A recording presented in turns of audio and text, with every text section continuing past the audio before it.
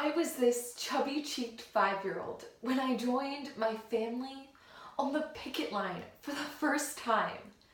I'd stand on a street corner in the heavy Kansas humidity, surrounded by a few dozen relatives, with my tiny fist clutching this sign that I couldn't even read yet. Gays are worthy of death.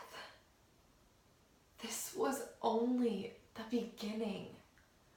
Our protest soon became a daily occurrence and an international phenomenon. As a member of the Westboro Baptist Church, I became this fixture on picket lines across the country. We all assume that our morals and beliefs are righteous, and that those who oppose them are somehow wrong and unethical.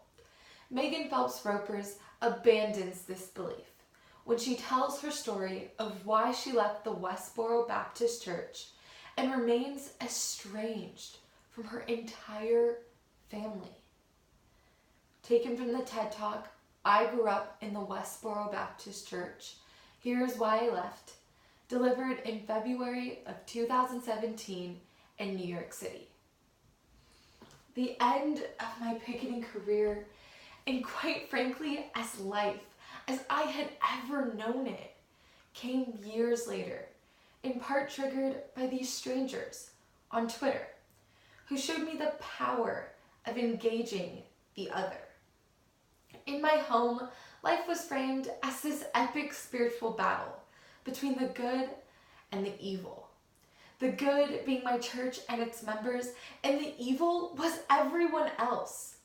My church's antics were such that we were constantly at odds with the rest of the world.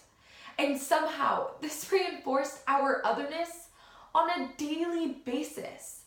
From baseball games to military funerals. We trekked across the country with neon protest signs in hand to tell others exactly how unclean they were and exactly why they were headed for damnation. This was the focus of our whole lives. I believed what I was taught with all of my heart, and I pursued Westboro's agenda with a special sort of zeal. In 2009, that zeal brought me to Twitter. Now, initially, the people I encountered on that platform were just as hostile as I had expected. But in the midst of that digital brawl, a strange pattern developed. Someone would arrive at my profile with the usual rage and scorn, but I'd respond with a custom mix of Bible verses, pop culture references, and smiley faces. Now, they'd be understandably confused, but then a conversation would ensue. How had the other come to such outrageous conclusions about the world? Sometimes these conversations even bled into real life. People I'd sparred with on Twitter would come out to see me at a picket line. A man named David was one such person. After months of heated but somehow friendly arguments online, he came out to see me at a picket.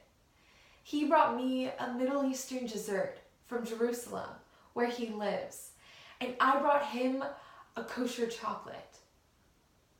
But I held a God hates Jews sign. There was no confusion about our positions, but that line between friend and foe was becoming blurred. We'd started to see each other as actual human beings, and it completely changed the way we spoke to one another. It took time, obviously, but eventually these conversations planted seeds of doubt in me. My friends on Twitter took the time to understand Westboro's doctrines, and in doing so, they found inconsistencies I'd missed my entire life. Why did we advocate the death penalty for gays when Jesus said, "Let he who is without sin cast the first stone"? How could we possibly claim to love our neighbor while at the same time praying for God to destroy them? Once I realized that we were not the arbiters of this divine truth, but quite frankly, just flawed human beings, I couldn't pretend otherwise. I couldn't justify our actions, especially our cruel practices. In spite of overwhelming terror and grief, I left Westboro in 2012. In those days just after I left, the instinct to hide was almost paralyzing. I wanted to hide from the judgment of my family, who I knew would never speak to me again. People whose thoughts and opinions had meant everything to me. I wanted to hide from the world I'd rejected for so long.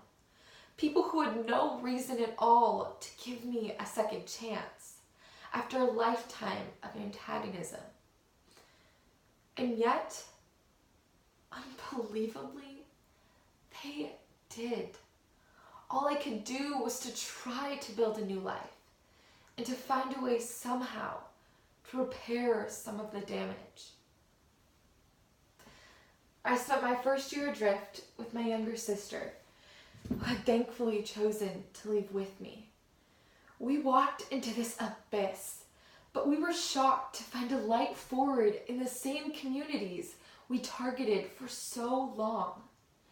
David, my friend from Twitter, he invited us to stay among a Jewish community in Los Angeles. These people treated us like family. They held nothing against us. And again, I was astonished. This has been at the front of my mind lately, because I can't help but notice in our own public discourse some of the same destructive impulses that ruled my former church. We celebrate tolerance and diversity more than at any other time in history, and still we grow more and more divided. We all want good things: justice, equality, dignity, freedom, prosperity. And yet that path we've chosen looks so much like the one I walked away from 4 years ago. We've broken up the world into us and them, only emerging from our bunkers long enough to lob these rhetorical grenades at the other camp. We write off half the world as out-of-touch liberal elites or racist, misogynist bullies. No nuance, no complexity, no humanity. We routinely refuse to acknowledge the flaws in our positions or the merits in our opponents. What gives me hope, though, is that we can do something about this. The good news is that it's simple. The bad news is that it's hard. We have to learn to talk and listen to people we disagree with. It's hard because we often can't fathom how the other side came to their position. It's hard because of righteous indignation. That sense of self-certainty that ours is the right side is so seductive. It's hard because it means extending empathy and compassion to those who show us hostility and contempt. But it has to be done. My mother said something to me in those weeks before I left Westboro, when I was desperately hoping that there was a way I could stay with my family.